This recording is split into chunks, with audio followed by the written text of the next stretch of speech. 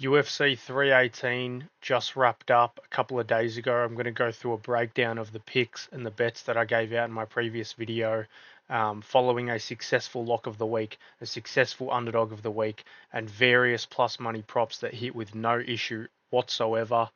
If you want to learn to make money on UFC, I give out breakdowns, props, underdogs, lock of the weeks, every single card. Um, I've only made 3 to 4 videos, I believe it's either 3 or 4, on how to make money on UFC 318, 317, UFC Nashville, etc.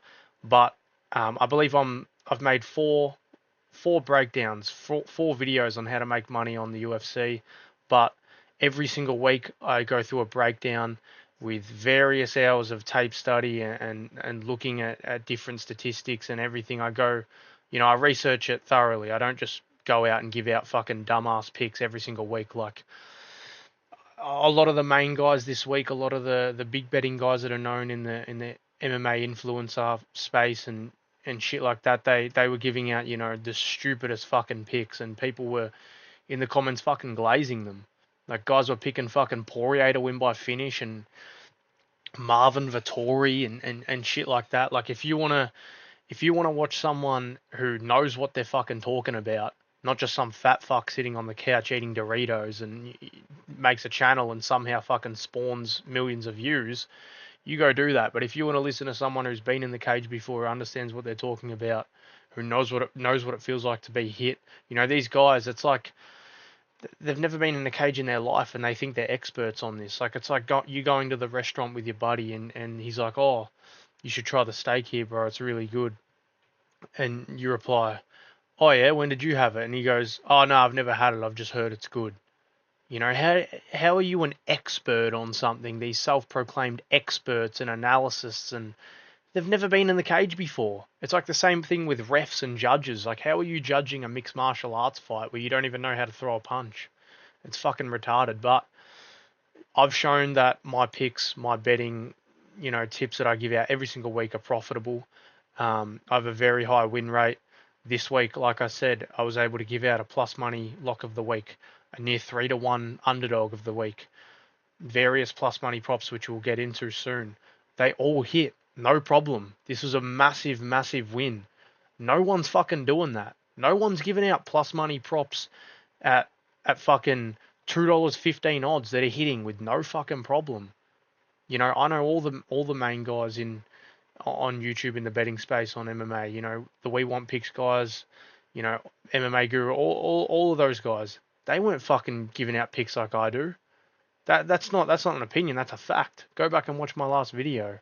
You know, and we're just gonna go through a breakdown, starting with our lock of the week, which was leg number 1 of 2, was the Max Holloway fight versus Dustin Poirier, fight to go the distance.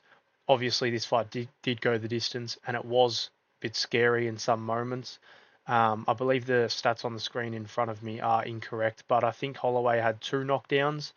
Hurt him in round 1, dropped him.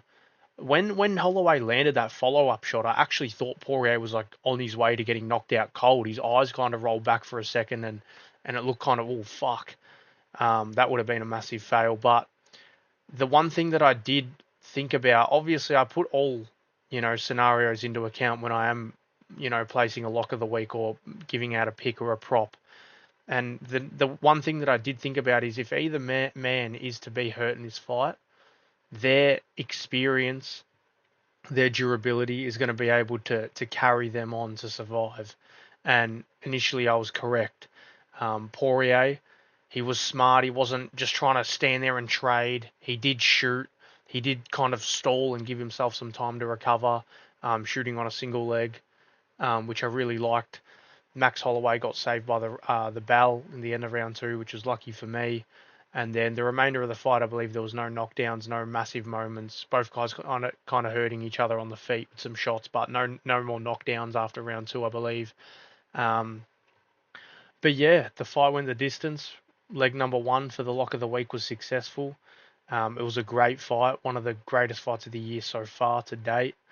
I believe that Max Holloway did win 4 out of 5 rounds. A little bit controversial, but I thought Poirier kind of won round 4. I thought it was close, but I thought he had a slight edge in round 4. Round two, a lot of people had Poirier that he's one and only round, but I think that Max's moment was bigger. But I can understand a case for Poirier in round two. He did, Max was the one that got saved by the bell, but I feel like his moment was bigger. He landed more damage. He had the more significant moment, and even besides the knockdowns from both men, Poirier was winning the other part of that round.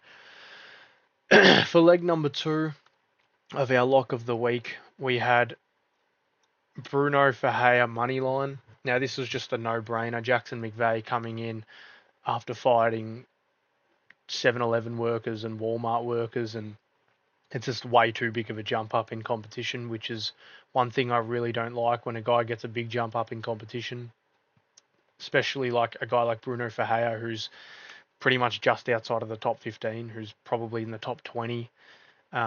He's a finisher as well. He's not just a decision merchant that sits on the outside and oblique kicks and throws calf kicks and wants to win a 30-27. He comes in to finish, and that's exactly what he did here. I was expecting the knockout. I did think that he would clip Jackson at some point, with Jackson's chin being up in the air like that, but did get the armbar. McVeigh did have the back at one point. Bruno was able to escape, scramble, lock in the armbar, get that done within 4 minutes of round number one. It was a great performance by Bruno. Expect him to get back in there soon. He took no damage. He got hit a total of 9 times. That's a big fight for Bruno next. Maybe a Joe Pyfer matchup. That would be intriguing. Similar time frame. 2 big power punches. That's a fucking fun fight to open up the main card of a pay-per-view.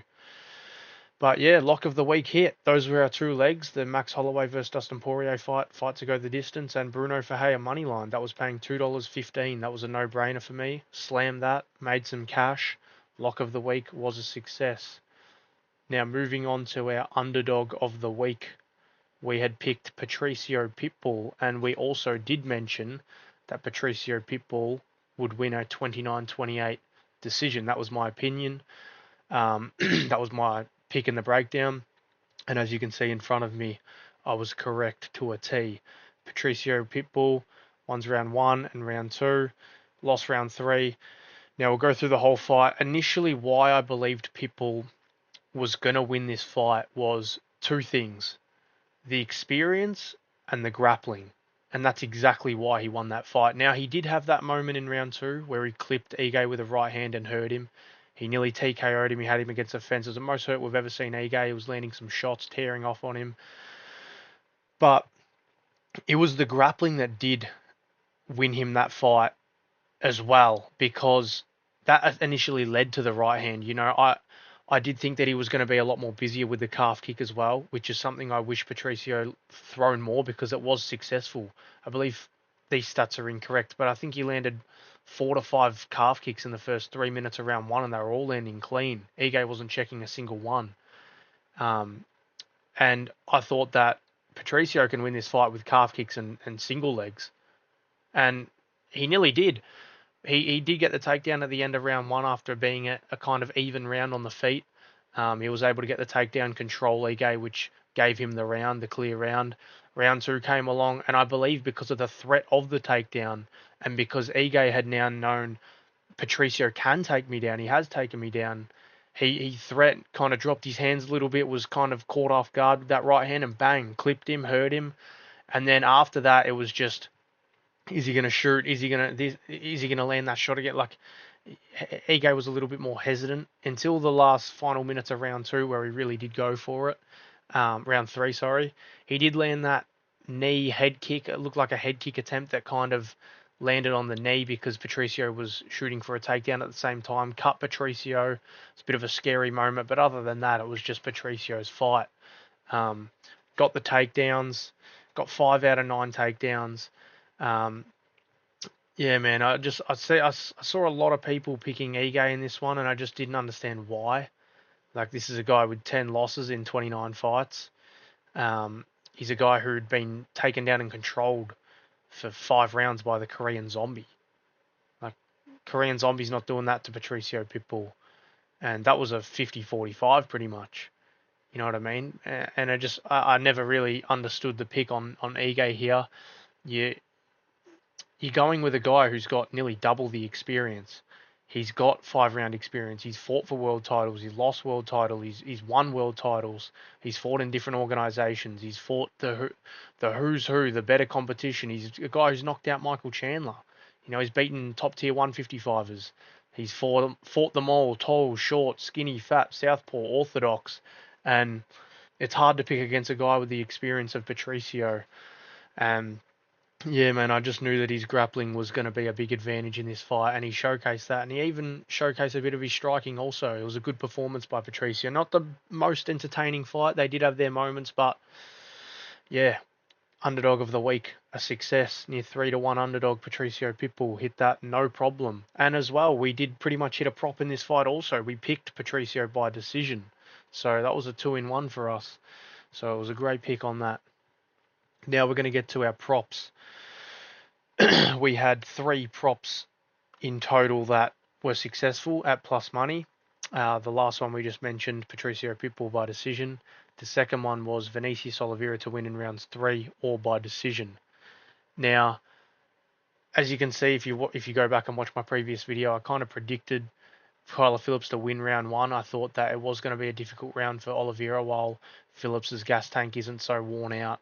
He's light on his feet. He's dancing around the cage. He's landing the spinning attacks, the calf kicks, the head kicks.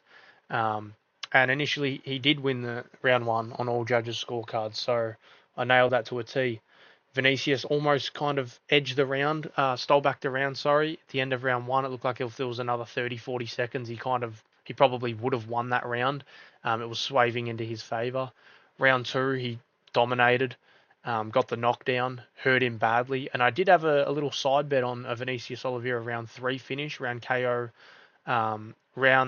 KO finish. That was paying like $17 odds. So sprinkled a little $25 on that. I was going to win 500 if it hit, but I thought I was very confident going into round 3. I was like, fuck, like Oliveira's got good cardio. He's just hurt him badly in round 2. Phillips doesn't have good cardio. He's going to get the finish, but Phillips survived, had a better round 3 than he did round 2. That's just how MMA works, but fucking Oliveira was a success. That prop was a success. Oliveira to win in round 3 by decision. That was paying $2.50. So if you put $100, you would have won $2.50 back. For those who are in America or wherever you are that have plus money instead of dollar odds. But that was our second prop that hit. Now our third and final prop that hit was a good one. That was Jimmy Crute to win by submission in round 1. Now, I did worry for Jimmy Crute going into this one. He's shown that he does have a little bit of a quit button in him. I was going to worry badly if this fight went to round 2 and Pacquiao could out-tit for tat him, pick him apart on the feet and win a 29-28 decision or find a late finish. But Jimmy Crute was able to get the takedowns as I thought and as I predicted and find that submission, because going into this one, it was clear to me that Jimmy Crute's the better grappler, the better wrestler. And if you go back and watch the tape, guys like Vitor Petrino are able to take down Pacquiao non-stop. He's been taken down by much lower level competition than Jimmy Crute. And I just knew that if Jimmy Crute has a good game plan, he goes in there smart and he grapples, he's going to find the submission. Did find the armbar. It was a great performance by Jimmy Crute. Now, we did give out the round 1 as well as the submission. We didn't just say submission, we said round 1. That was paying $4.80, so if you would have put $100, you would have won $480. Now, to recap my picks for this card, we gave out a plus money lock of the week parlay, which was Bruno Ferreira moneyline, and the Max Holloway versus Dustin Poirier fight to go the distance. That was paying $2.15 odds. Bang, hit that. Underdog of the card, Patricio Pitbull. Bang, hit that. Plus money prop, Patricio Pitbull by decision. Bang, hit that. Jimmy Crute, round 1 submission. Plus money prop, bang, hit that. Vinicius Oliveira to win in round 3 or decision. Plus money prop, bang, hit that. Who the fuck's doing that? No one. No one's giving out plus money lock of the week prop, lock of the weeks and underdog of the cards every single week. Who the fuck's doing that? Even the top guys, I know the top guys out there, and I'm fans of them, like We Want Picks, MMA Guru, they're getting these fucking picks wrong. These are guys who have got such a big following, and they're giving out their betting advice, and they think they know it all. Not they think they know it all, but people trust them too much. They're trusting guys who have never been in a fucking cage before. You know what I mean? It's ridiculous. They don't take things into account. It's almost like they don't study these fights properly. You got a big following like that. You've got a program which people are paying $10 a month for. You better be doing your fucking research before you just give out picks and dumbass fucking props that aren't hitting. You know what I mean? Like, I'm looking at everything.